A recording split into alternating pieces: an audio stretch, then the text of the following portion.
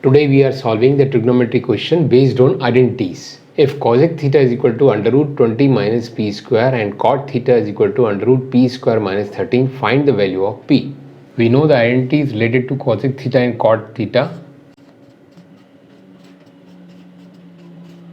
Cosec square theta minus cot square theta is equal to 1. Now in place of cosec and cot, we will put these.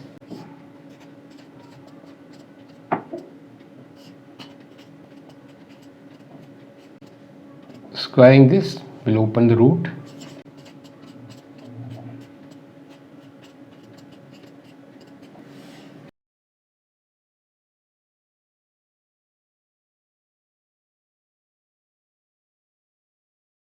Minus p square 20, and this minus into minus plus 13.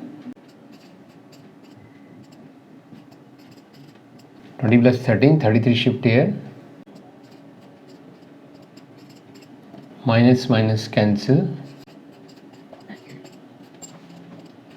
P square is 16, therefore p will be plus minus 4. So there are two values of the p, plus 4 and minus 4.